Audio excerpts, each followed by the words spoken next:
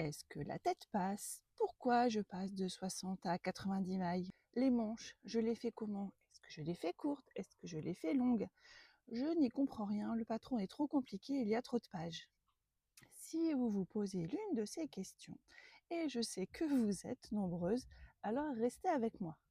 Aujourd'hui, je vais répondre à une ou deux questions, celles que vous me posez le plus, et à la fin, je vous laisserai la parole. Évidemment, je ne vais répondre qu'à 2 questions, et il y en a toujours énormément. Alors, ça ne concernera pas forcément que le ranunculus, puisqu'il s'agit du ranunculus dont je vous parle actuellement, mais je pense que vous l'avez deviné.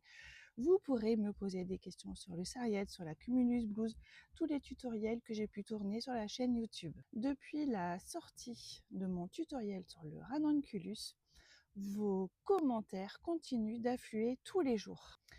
Et cet été, en regardant les commentaires, je me suis dit que plutôt que de répondre personne par personne, je vais plutôt faire une vidéo globale qui sera plus simple et ainsi tout le monde pourra avoir les réponses au même endroit. Alors déjà, première question concernant l'encolure. J'ai beaucoup de questions qui me demandent si la tête passe au niveau de l'encolure. Alors vous savez, vous avez dans le patron une petite encolure et une grande encolure. Tout dépend évidemment de la façon dont vous tricotez, mais normalement ça passe. Alors le conseil quand même que je vais vous donner, c'est de monter les mailles de façon très souple, ainsi ça passera quand même mieux au niveau de votre tête. Après, quand on me demande des conseils vraiment très spécifiques, c'est difficile pour moi de répondre sur cette question d'encolure, tout simplement parce que je ne connais pas votre manière de tricoter. Je ne sais pas quelle fibre vous avez utilisée pour tricoter le ranunculus. Donc en fait, essayez quand même le plus simple, hein. Vous montez donc les mailles, vous faites les côtes et puis vraiment tout au début, vous essayez en fait pour voir quand même si la tête passe. Quand vous tricotez en circulaire, hein, vous avez la possibilité de rajouter une jonction avec un câble supplémentaire pour pouvoir bien le déposer sur vos épaules. Si vous avez peur, vous pouvez monter plus de mailles qu'indiqué dans le patron. D'ailleurs, il me semble que j'en parle au début de la vidéo, sauf que pour ma fille, j'ai tricoté la petite encolure hein, parce qu'elle est petite et je voulais quelque chose qui ne soit pas trop large, mais je vous l'ai déjà expliqué. Hein, pour moi, par exemple, ici, d'ailleurs, ça paraît large, mais c'est pas si large que ça sur moi finalement. Ici, là, j'ai monté les 90 mailles à la place des 60. Donc, tout dépend de votre morphologie, du fil que vous utilisez. Il y a vraiment des questions très spécifiques auxquelles je ne peux pas répondre parce que ça prend en compte un certain nombre de paramètres. Je vais pouvoir répondre de façon générale, mais là, la question de l'encolure revient très régulièrement. Donc, essayez, vraiment c'est mon conseil. Et le deuxième sur cette partie, c'est, je le répète, de monter les mailles de façon très souple. On pourra y revenir si vous le souhaitez, il n'y a aucun souci. J'ai une question aussi qui revient souvent, c'est mais Aurélie, quel fil je peux choisir, surtout si je débute?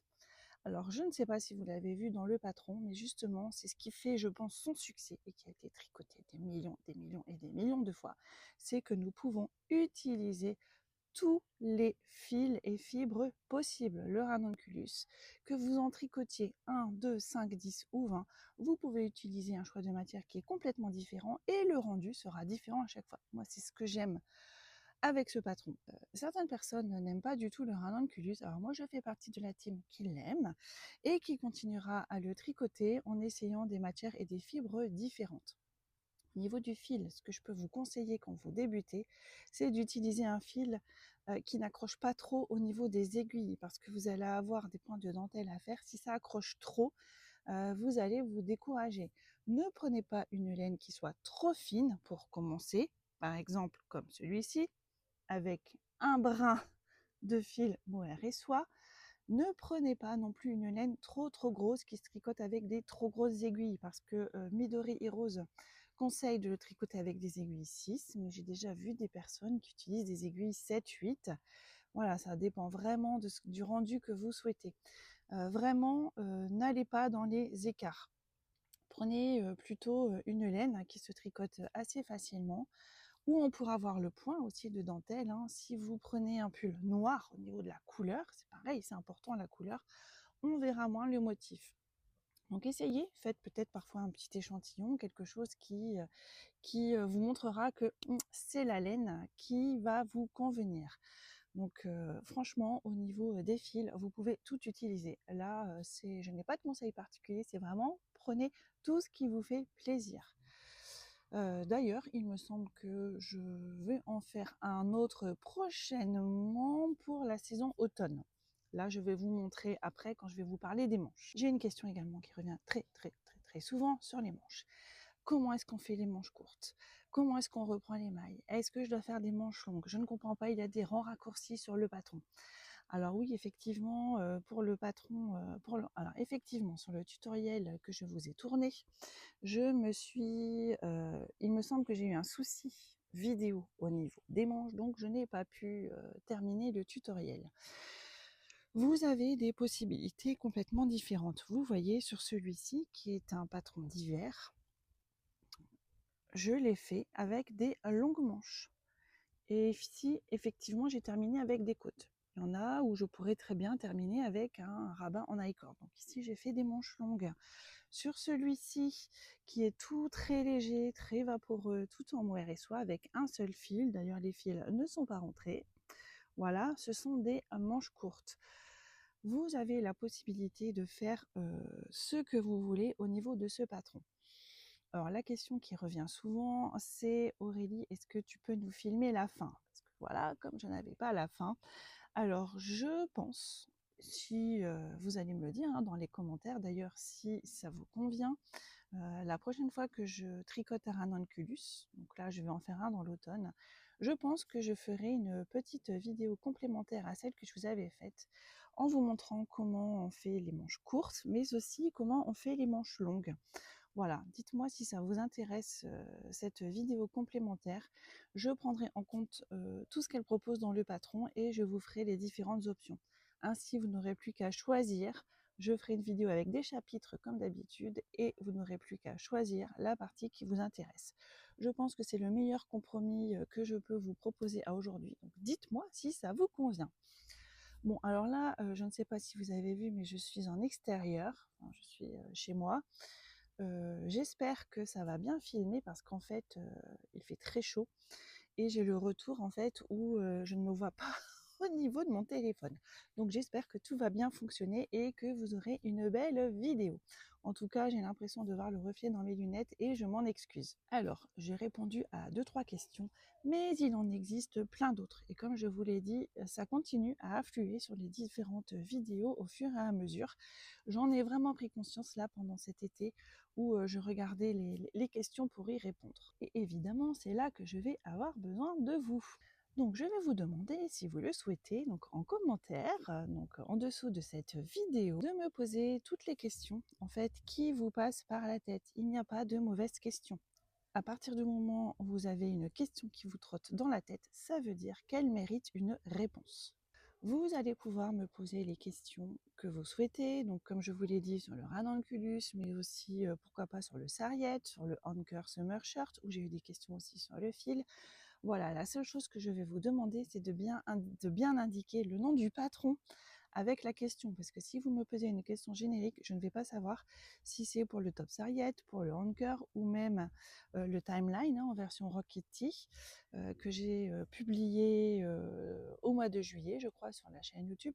Donc voilà, si vous voulez bien me préciser le nom du patron et les questions, ça va être pour moi plus facile, je pense, de répondre en une seule vidéo. Donc voilà, là où je voulais en venir, c'est que après la vidéo des 1 an de la chaîne, qui est quand même assez longue finalement à faire, je prendrai le temps de regarder toutes les questions que vous m'avez posées en commentaire en dessous de cette vidéo et je ferai une vidéo questions-réponses globale. Ainsi, vous aurez toutes les questions regroupées au même endroit. Toutes les questions et les réponses regroupées au même endroit.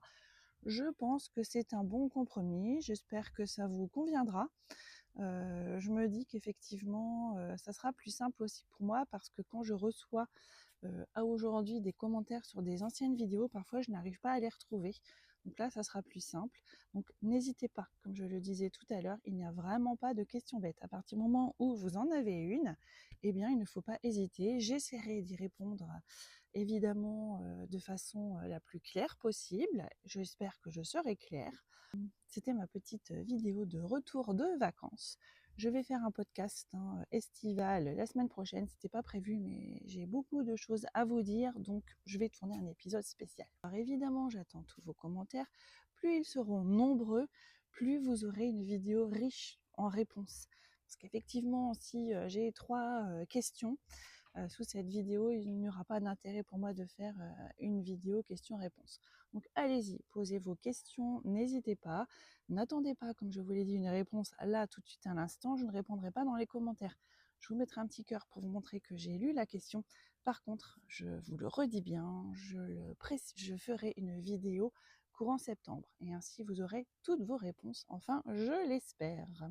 Alors si cette vidéo vous plaît, eh bien, écoutez, n'hésitez pas à mettre un petit pouce bleu, à liker, à booster, à commenter. Ça me fait toujours plaisir et vous savez que je lis tous vos messages avec un réel plaisir. Alors maintenant, c'est à vous, à votre clavier. Posez-moi vos questions. En attendant, on se retrouve très vite. Je vous dis à très bientôt et je vous souhaite un très bon tricot. À bientôt!